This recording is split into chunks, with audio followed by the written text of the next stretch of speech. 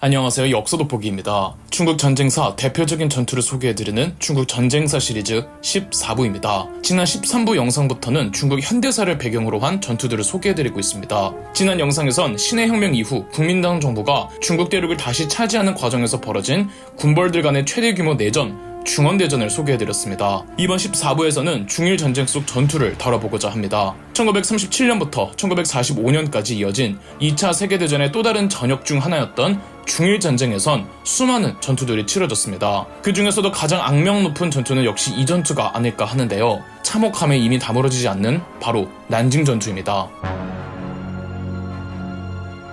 중일전쟁 이전 중국 대륙에선 만주에 주둔 중이던 일본군 관동군이 있었고, 베이징을 포함한 화북 지역에 주둔 중이던 일본군 진화주둔군이 있었습니다. 이미 중일전쟁 이전부터 관동군과 진화주둔군을 중심으로 중국의 화북 지역을 하나둘 점령해 가고 있었습니다. 당연하게도 국민당 정부에선 이를 매우 불쾌히 여기고 있었죠. 관동군과 진화주둔군은 화북 지역으로 만족하지 않고 만리장성을 넘어 중국 내륙으로 더 진입하고 싶어 했습니다. 즉 전쟁을 하고 싶어 했다는 뜻이죠. 일본 본국에서는 중일전쟁에 대해 심히 부담스러워하고 있었습니다. 대체 일본의 규모로 저 넓은 중국 대륙을 어떻게 장악할 것이며, 장악한다고 한들 어떻게 유지할 것인가에 대한 마땅한 방안이 없었거든요. 괜히 전쟁을 일으켜 쓸데없는 유혈사태만 내고 국력만 낭비하는 꼴이 될 것을 우려했죠. 하지만 일본 본국의 입장은 관동군과 진화주둔군에게 씨알도 안 먹혔습니다. 군국주의에 눈이 멀어있던 일본 군부 측은 전쟁을 이미 잠정적으로 결정을 해놓았고, 관동군과 진화주둔군 독단적으로 중일전쟁을 일으켰습니다. 일본 본국은 군부에 휘둘리는 신세였죠. 중일전쟁의 개전지는 오늘날의 베이징과 텐진이었습니다. 일본군은 금세 베이징과 텐진을 함락했고, 국민당 정부의 장제스는 지원군을 보내 베이징과 텐진을 탈환하게 했지만 실패하고 말았죠. 말씀드렸듯 중일전쟁은 일본 본국 주도하에 계획적이고 치밀하게 준비된 전쟁이 아니었습니다. 관동군과 진화주둔군이 제멋대로 일으킨 전쟁이었죠. 그래서 일본군이 베이징과 텐진을 점령했어도 그 다음 어떻게 할지 감이 안 잡혔습니다. 그대로 북쪽에서 남쪽까지 내려간다? 중국 대륙이 얼마나 넓은데 관동군과 진화주둔군의 힘만으로 그 길어진 보급선을 감당할 수가 없단 말이죠. 중국 역사 속에서 언제나 중국의 왕조들을 상대로 군사적 우위를 점했던 거란족의 요나라나 여진족의 금나라도 중국 남방까지 내려가 중국 대륙 전체를 차지하지 못했습니다. 중국 남방까지 중국 대륙 전체를 차지했던 외세민족은 몽골족의 원나라와 만주족의 청나라뿐이었는데, 몽골족과 만주족의 중국 정벌도 한순간에 이루어진 게 아니라 여러 세대를 거쳐 점진적으로 이루어졌습니다. 그런데 단기간에 중국 남방까지 내려간다는 건 말도 안 되는 작전이었죠. 전쟁을 부담스러워한 일본 본국이었으나 어쨌든 전쟁이 터져버린 상황에서 무르는 건 말이 안 되고, 기왕 일어난 전쟁 어찌됐든 일본이 우위를 점한 채 끝내야 하는 건 인정하고 있었고, 이 전쟁을 강력히 주장했던 군부 측에선 단기간에 중국 대륙 전체를 차지하는 건 불가능하지만 전쟁에서 이기는 방법이 꼭 중국 대륙 전체를 차지할 필요가 있는 건 아니다. 중국의 수도인 난징만 점령하면 국민당 정부는 항복할 것이라고 주장합니다. 일본의 군부, 특히 그간 활약한 육군의 경쟁심을 느낀 일본 해군 주도로 중국의 북쪽에서 남쪽까지 육군이 내려가지 말고 해군으로 곧바로 중국의 동남부를 치고 수도 난징부터 체크메이트하자는 작전을 계획했습니다. 수도 난징으로 직공할 수 있도록 교두보를 마련할 수 있는 중국 동남부의 도시로는 상하이만한 곳이 없었습니다. 그래서 일본군은 해군 주도로 상하이를 침공했습니다. 중일전쟁이 터지기 전부터 언제고 일본이 전쟁을 일으킬 수 있다는 가능성을 항상 생각하고 있던 중국의 장제스는 독일 군사 고문단들과 함께 일본의 전쟁 시나리오를 추측하고 있었고, 독일 군사 고문단들도 북쪽에서 남쪽으로 육지를 통해 내려오는 건 부담스러우니 일본이 상하이를 통해 난징으로 직공하는 작전을 수립할 것이라고 충분히 예상을 하고 있었습니다. 그래서 중국의 국민당 정부도 상하이의 견고한 방어 전략을 구축해 두고 있었죠. 이렇게 해서 일어난 전투가 상하이 전투인데 승자는 일본군이었습니다. 일본군이 상하이를 점령하는 데는 성공했죠. 하지만 상하이에 국민당군의 방어가 견고하고 저항이 워낙 격렬해서 상하이 전투는 결코 쉬운 전투가 아니었습니다. 일본군이 상하이 전투에서 승리하는 데까지 일본군의 예상을 깨고 무려 3개월이나 걸렸고, 일본군 피해도 막심했습니다. 그래서 상하이 전투 후 일본군이 승리를 했음에도 일본군의 사기는 그다지 높지 않았습니다. 전체적인 상황을 고려했을 때 일본 본국에서는 이 상태로 전쟁을 끝내면 어떨까 하는 의견도 대두되었지만, 일본 본국은 현장에 있는 일본군을 막을 힘이 없었습니다. 현장의 일본군 사령관들은 군국주의에 취하고 중독되어 이미 육체적으로나 정신적으로 지친 일본군을 억지로 강행시켜 난징으로 진군시켰습니다.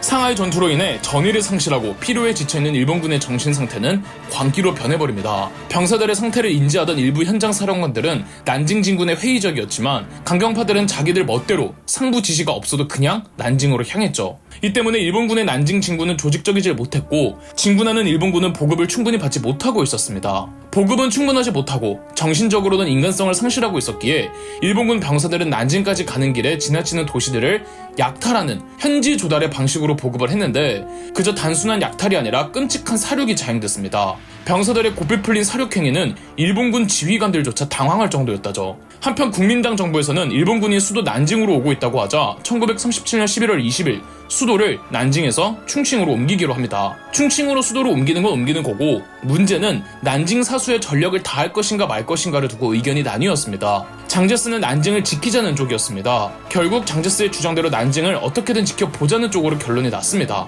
그런데 문제는 누가 남아서 난징 사수전을 지휘할 것인가 였습니다. 엄청난 피해를 감내해야만 하고 지구전으로 간다고 해도 난징을 지킬 수 있을지 확신할 수 없는 상황에서 어느 누구도 선뜻 나서지 못했습니다. 이때 옛 후난성의 군벌 출신이었던 탕성지가 지원하였고 장제스는 탕성지에게 박수를 보내며 지휘관으로 삼았습니다. 12월 3일경 일본군은 난징에 도착했습니다. 투입된 일본군은 16만에서 20만 명 정도, 일본 육군의 사령관은 마스 이완에, 해군 사령관은 하세가와 기요시였습니다. 반면 난징을 지키던 국민당군은 15만 명 정도였지만 이 숫자는 부랴부랴 급하게 그리고 억지로 징병한 숫자고 실질적으로 전투다운 전투를 수행할 수 있는 병력은 그 절반인 7만 명 정도였습니다. 12월 4일부터 본격적으로 일본군은 난징의 각 방면에서 공격을 감행했습니다. 난징 전투가 벌어지기 이전부터 이미 일본군은 폭격기를 보내 난징에 공습을 하고 있었고 난징 전투 직전까지 일본군이 폭격한 폭탄량이 무려 300톤이었다고 하죠. 국민당군의 탕성즈는 배수의 진을 치겠다며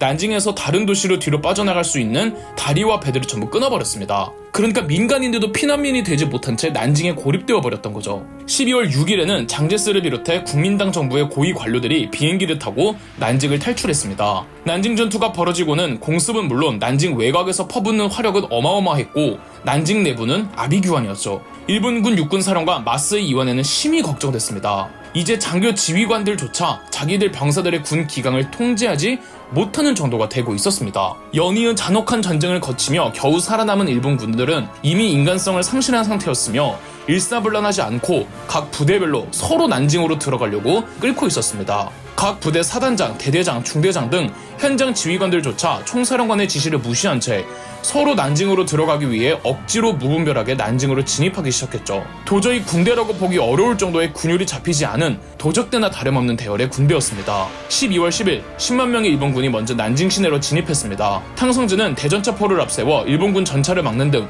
국민당군의 저항도 매우 격렬했습니다. 일본군은 멀찍이서 포격을 퍼부는 게 가장 효과적이라고 여겨 집중 포화를 쏟아내고 폭격기들도 지속적으로 난징 시내를 공습 폭격했습니다. 독가스도 살포했죠. 탕성즈도 난징을 지킬 수 없다는 걸 알고 12월 12일 탕성즈를 비롯한 사령관부터 난징을 빠져나갔습니다. 고립되어 있던 국민당군은 계속 항전하다가 전멸당하고 말았습니다. 도주하거나 탈영하는 부대들도 속출했고 그 부대들을 막는 과정에서 압사당하는 경우도 많았죠. 난징의 성벽은 완전히 파괴되었고 12월 13일 난징은 완전하게 일본군에게 점령되고 말았습니다. 난징 전투의 결과 일본군은 약 7천여 명의 사상자가 났고 국민당군은 2만 명이 전사하고 8만 명이 포로로 잡힙니다.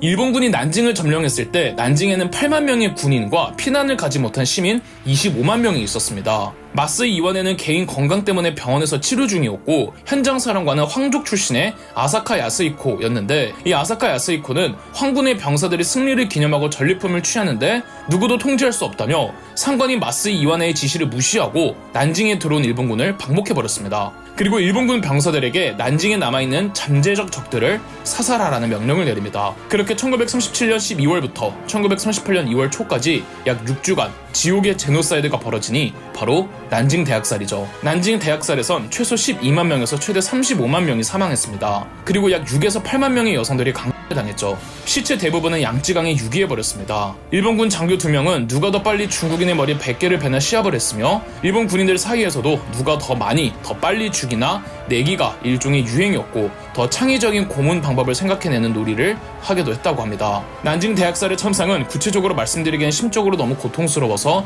구태여 디테일하게 다루진 않겠습니다. 훗날 전쟁이 끝나고 이루어진 전범 재판에서 사실상 난징 대학살을 지휘했던 아사카 야스히코는 황족이라는 이유로 재판에서 배제되었고 대신 상관 마스이 이와네가 사형당합니다. 난징 대학살에서 희생당한 분들을 애도하며 영상 마무리하겠습니다. 그럼 역사돋보기였습니다.